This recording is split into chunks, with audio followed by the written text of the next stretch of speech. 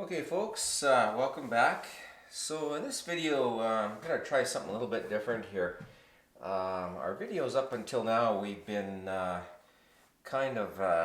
really going so much into the the DIY, the do-it-yourself aspect. My idea when I started the channel was to have this kind of more of an idea channel, and as opposed to a DIY channel. Although I do kind of mention sometimes some of the things that we're doing and kind of how we're doing it, but I don't really show you the process, like the actual work. I kind of think that there's so many other videos on YouTube, like if I was to do that it would be kind of trying to reinvent the wheel.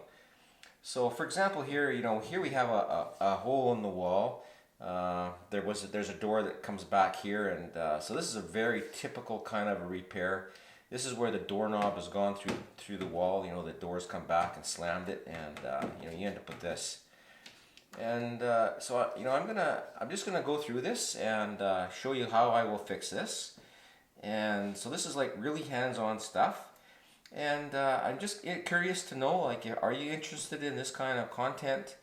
As we move our channel forward and go forward with the channel, I want to put out content that people want to watch. A video like this is quite a bit of work. By the time you get to go through all the processes and then do the editing and all that stuff, it's a few hours of work. And I don't mind doing that if people are going to watch it. But let me know in the comments. Is this the kind of thing you'd like to see?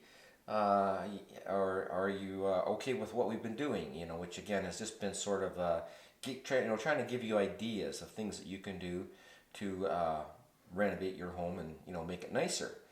So we'll get into this and show you how we fix a hole.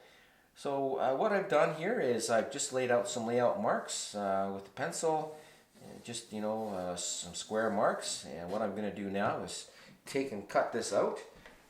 There's a couple different ways you can do it. So if you, this is a good old jab saw, you just put it in there and start sawing.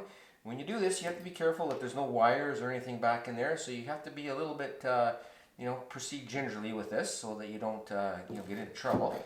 But, here you can see inside there's nothing in there. We know there's a stud here, and we know that there's a stud here. And so this is in between the studs, and that's perfect. That's what we want it. That's the way we want it. This makes it really simple. So I'm not going to use the jab saw.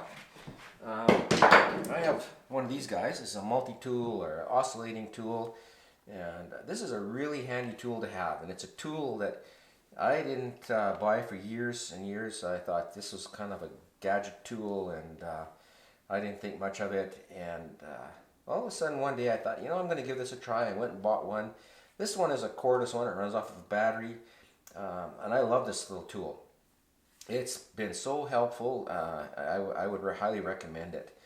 Only thing I would do differently next time is I would buy a corded one. I'm kind of old school, and I still like the corded tools. I always got power. It's always there.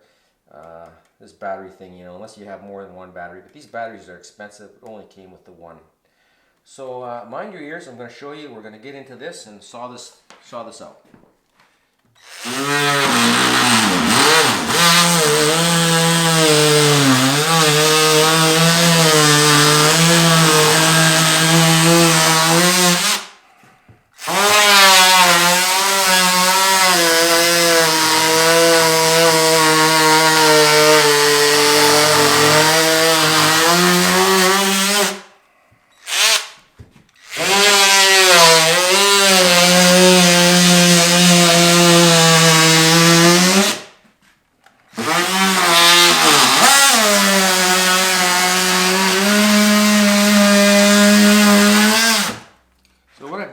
Kind of square it.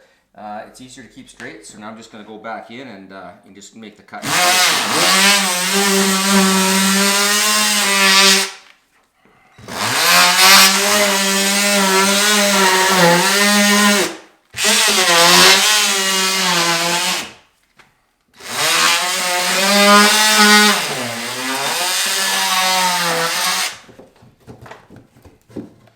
Okay. So, and it turns out we have a stud a little closer than I thought, but that's all right, no problem. So there, now we have good sound drywall all the way around. The patch is gone, or the damaged part's gone, which you see right here.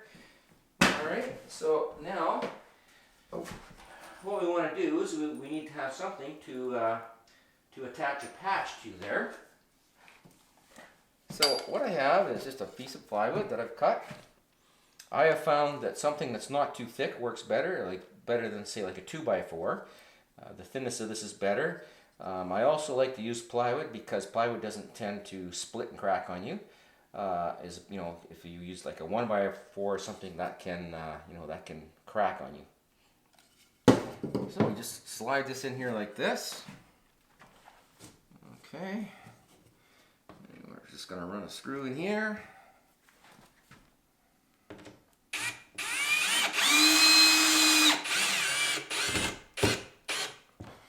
Okay, and this is just an 1.25" drywall screw that we're using. It's a bugle head, specifically made for drywall. Okay, we just want to set the screws just a little below the surface of the drywall. We don't want to sink it in too much where we break the paper. So now we have that piece in there.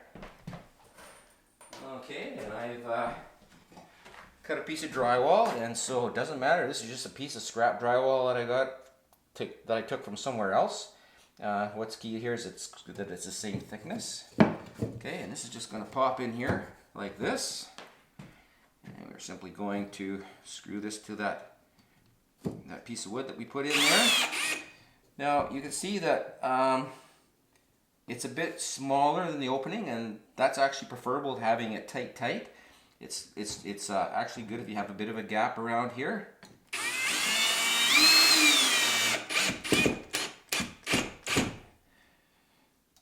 That gap will, when we put the mud on,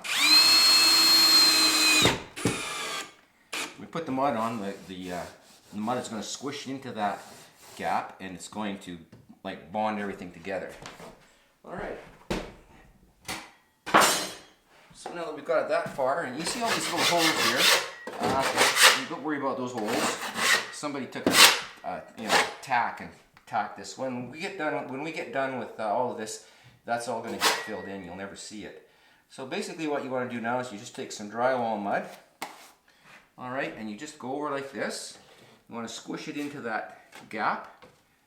All right, and there you can see where the gap is. And you want to leave a bit of a layer on there. I'm going to take a piece of drywall tape, and this is just paper tape, and it just comes on these rolls. You buy it at the hardware store, or Home Depot, whatever, and you just cut off whatever you need. And so this paper is just going to go. You want to line it up so that it's over that the crack. Okay, and then what you want to do is you just want to pull the mud out like this. And what has happened now is that mud is going to stick that tape to the drywall underneath, and like that's going to be like firmly attached. And then the mud that was in the crack there is going to fill that void, and this is going to become a solid repair when it's all dry. Now I like to use the paper tape as opposed to the fiberglass tape, and I'm going to show you that in another video coming up, where in this particular home someone did that. They've used the fiberglass tape on you know, the seams where they tried to get rid of those boards, those batten boards, and you know, it hasn't held up. They've cracked. Paper tape is not going to crack on you. Okay, there as you can see where we've got the other one. We try not to overlap the tape that we put on. We come up to the tape.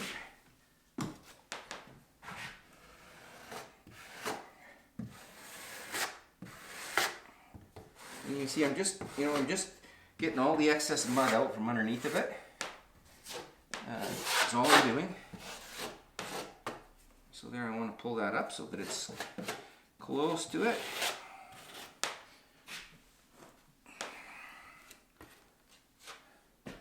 Yeah, I'm kind of excited about showing you how to take a wall like this and turn it into a wall that you'd see like in a high-end home. Just using what you have here. You don't have to take all this drywall off. As bad as it looks, this can all be fixed and repaired, and it's going to look beautiful when it's done.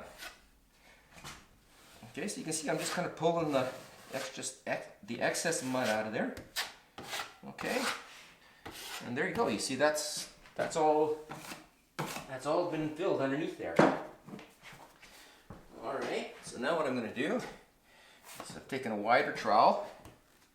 Actually, this is called a knife, and I'm just going to pull some mud over this like this.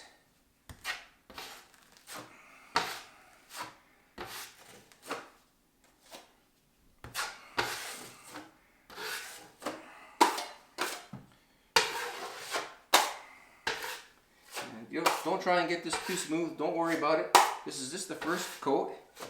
What you want to do is just kind of, just get it on there. And, now we're just going to let that dry. That's going to dry, overnight or whatever. And then once it gets, gets hard, then the next day you can just sand it very lightly and then give it another application to help, smooth it out. The sanding will get rid of any of these little ridges and stuff that you have here. And, then you'll give it another coat. And you just keep doing that, sand and fill until you get the finish that you want, and then after that, you're ready to prime it and paint it. So it's a kind of a three-step process. Usually, for me, it's a three-step. This is step number one, and then I will sand and fill a little bit, and then another sand and fill before I get it the way I want it, where it kind of blends all in. So I'm not going to show you the next two stages. That's going to come later in another video. You'll see all of that. But I just wanted to show you how I patch a hole. And like I said, basically, I want to see what the interest would be in this type of video. Are you folks interested in this?